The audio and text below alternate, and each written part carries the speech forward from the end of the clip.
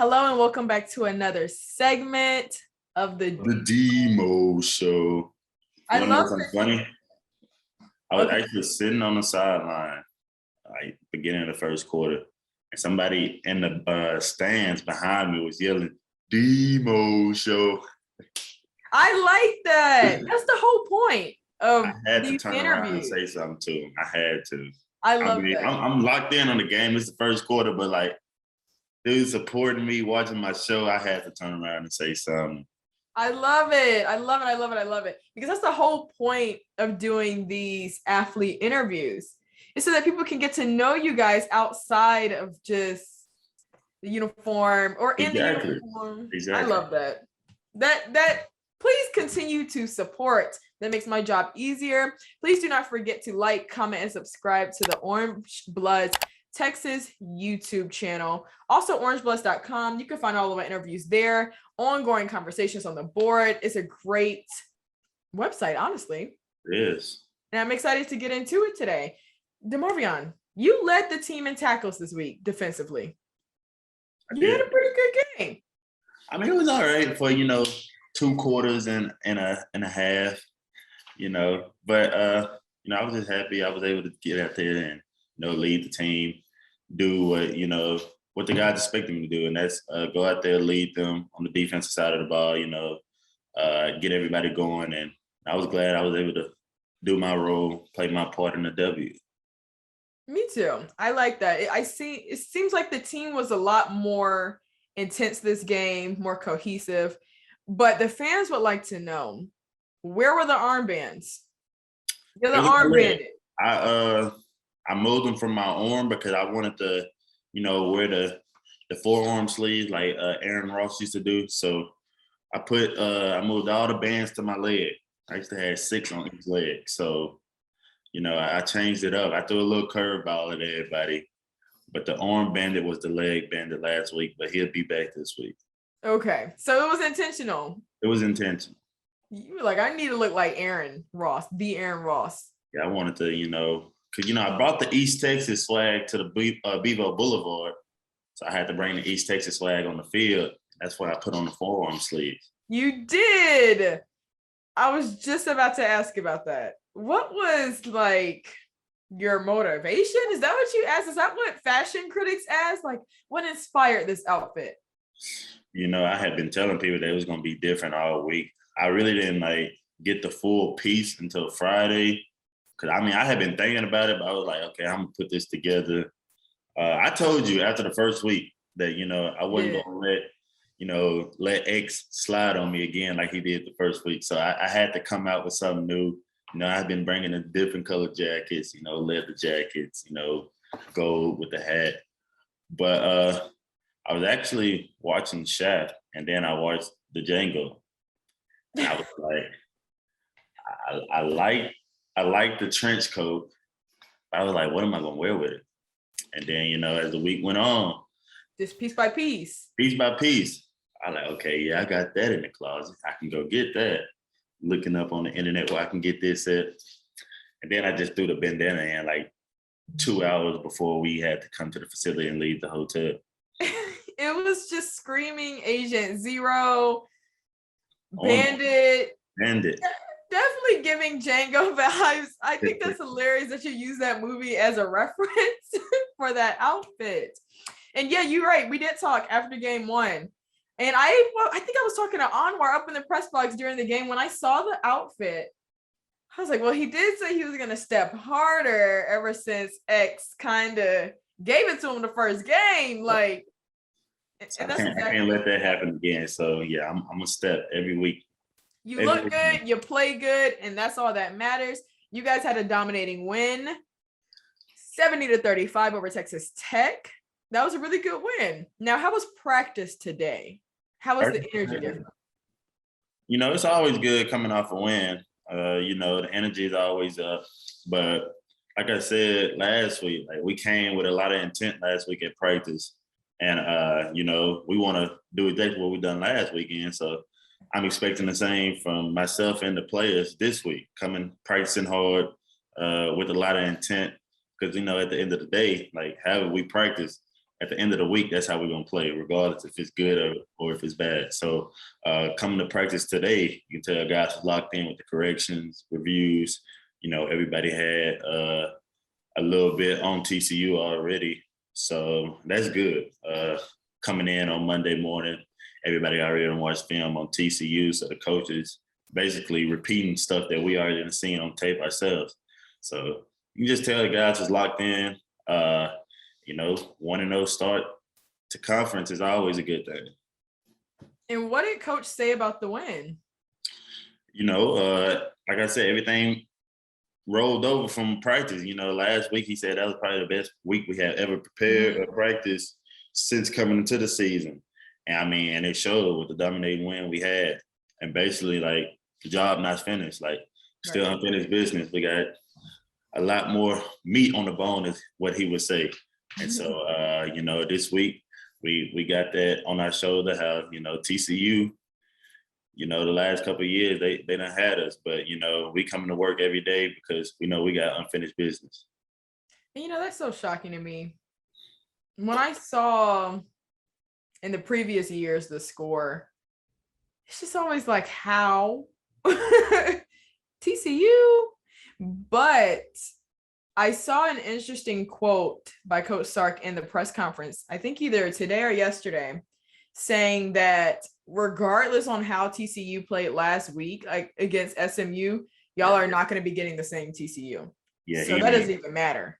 He had said that in a team meeting. He was like, TCU 2-7 the weeks before playing Texas, but 7-2 against Texas.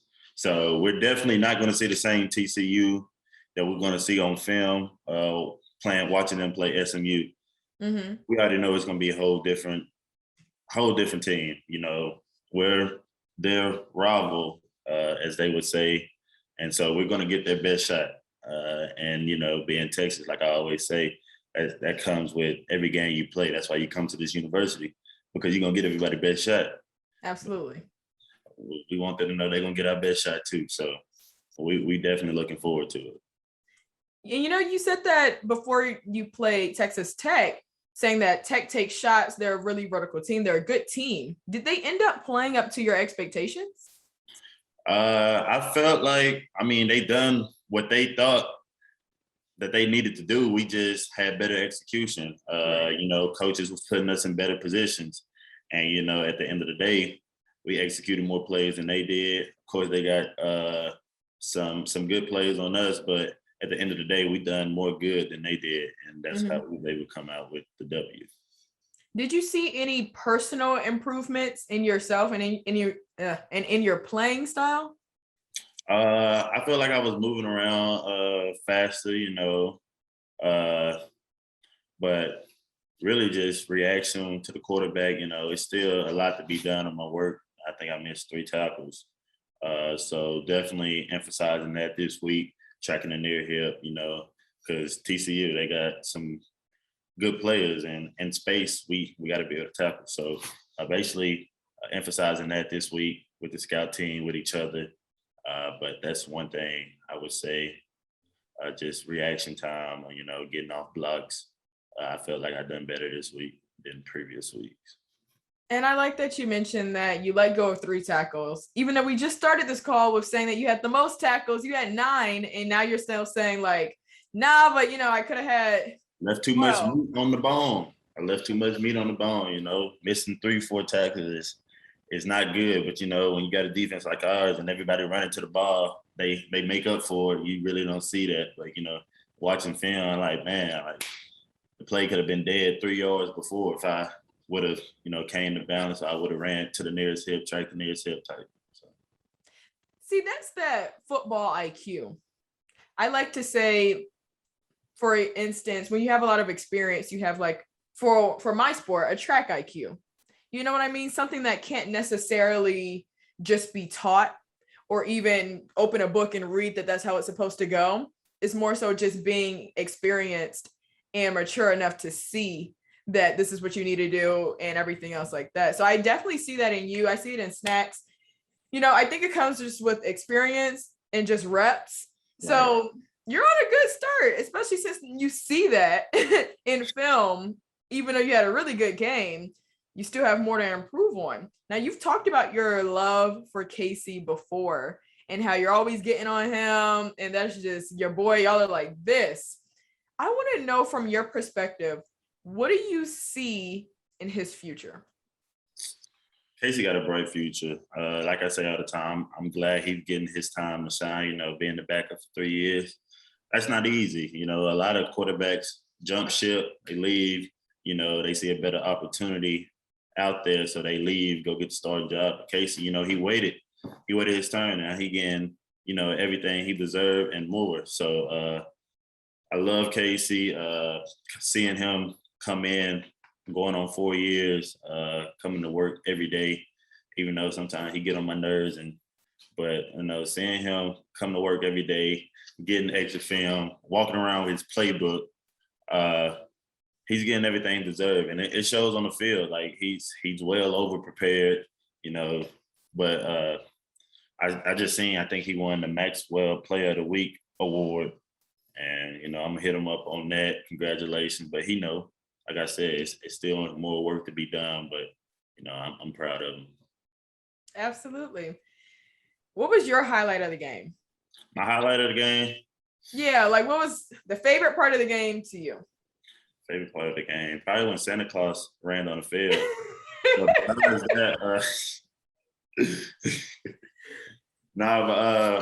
Josh pick six. I had a feeling that was going to be your favorite part. That was my favorite because, it's like seeing it at practice is one thing, like doing it against the scout team. Like we watch the film, we know what play coming is one thing, but actually seeing it in the game, exactly how it happened at practice, knowing that they finna all run those little stop routes, those hitches, he baited the quarterback into throwing a ball. And you can see as soon as the quarterback let it go, he triggered pick six. Scoring on defense is one thing, but seeing it at practice and transferring it to a game, that just shows you the preparation, the intent you come to. It was there. It was there. It was all there.